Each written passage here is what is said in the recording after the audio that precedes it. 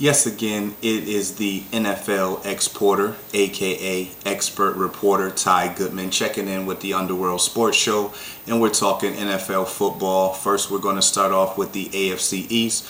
We're just going to go division by division and do a recap of the first quarter of football, which were the first four football games played this season.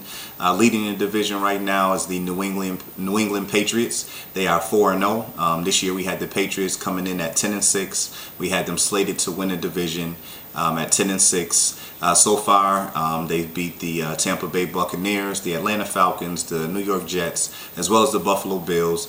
It's been shaky on offense for Tom Brady and company. The running game hasn't been going how they anticipated with Stephen Ridley. He's battling injuries. He's not being that effective. And then the loss of weapons. Last year, they had Wes Welker, they had Rob Gronkowski, they had Aaron Hernandez. All three up to this point in the season have not played. Welker being in Denver, Hernandez having the trouble with the law, and then Gronkowski has been out to injury. So Tom Brady has been making adjustments, but they've been able to find a way to win 4 ball games, most notably a tough road win in Week 4 against the Atlanta Falcons.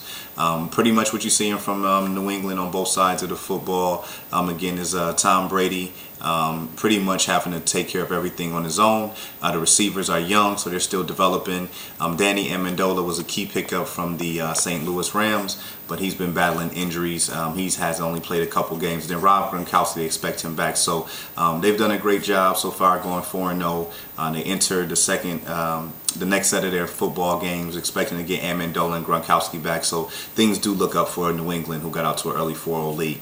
Next in the division is the Miami Dolphins. They're at 3-1, which is a surprise.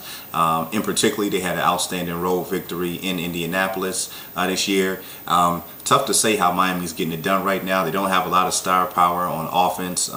Quarterback Ryan Tannehill is still struggling. He's a second-year guy. The running game hasn't been able to get going with Lamar Miller and Daniel Thomas, and the receivers aren't living really up to expectation. Mike Wallace was a key, not even a key, pretty much the biggest free agent signing in the offseason with an over $50 million contract, and he's dropped a lot of balls. He has not proven yet that he can be a legitimate number 1 receiver in this league, which is in particularly why Miami brought him over. So the offense is struggling. The defense has been really solid, in particularly the front 7. They've kept Miami in every ball game with the exception of getting blown out in New Orleans, where they just couldn't keep up with the Saints at home, which New Orleans is very tough to beat at home. But Miami is shocking at 3-1. Like I said, it's really not a lot of bright spots to talk about. They're just finding ways to get it done, but that bodes well for a young Dolphins team who he has slated coming in at 8-8 this season.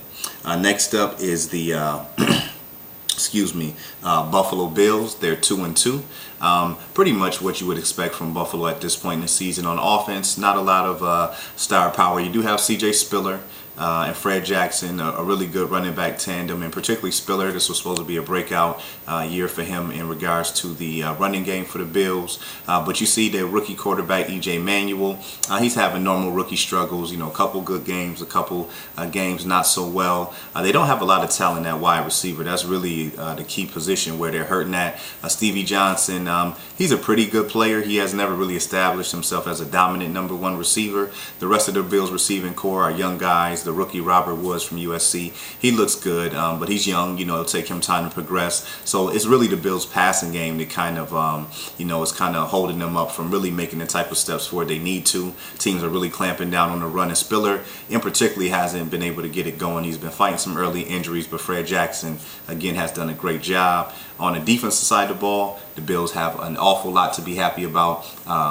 Guys like Mario Williams and Marcel Darius are definitely doing their part to make the Bills' front line on the defensive side of the ball very tough to run and pass against. They're getting a lot of pressure. And a nice surprise has been rookie linebacker Kike Alonso from LSU. He's showed great range and ability as far as being able to be involved in the running game, as well as drop back and cover receivers and tight ends in the passing game. So he looks very good. I think the Bills may have found a gem in this kid. I really like his upside.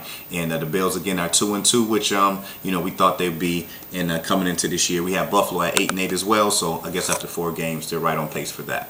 Last but not least are the New York Jets. They come in at 2-2 as well. This year we had the Jets coming in at 6-10. As far as I was concerned, on the offensive side of the ball, there really wasn't a whole lot of star power. That was kind of the problem, and particularly with the Jets the last couple of years. The running game has sputtered. I know right now they're trying to figure their running back situation out. It looks like for now, Bilal Powell has took the lead in that particular role. Geno Smith, the rookie quarterback from West Virginia, he's done a decent job. Again, another rookie, normal, ups and downs, a couple good games, a couple bad games. But really on the outside, the receivers, guys like Stephen Hill, Jeremy Curley, they're just not able to get it done. Smaller guys really have a hard time getting open. And then Santonio Holmes, who was the lead receiver, again, another guy who, he's a big play guy, but he has never really established himself as a dominant #1 receiver in the league.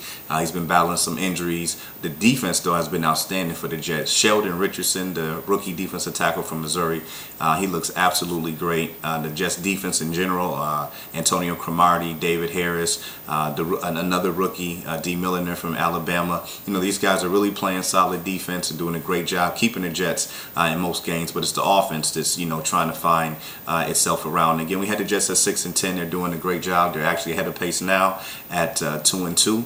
So it'll be interesting to see how it shakes out. But ultimately, again, we had New England winning the division at 10-6.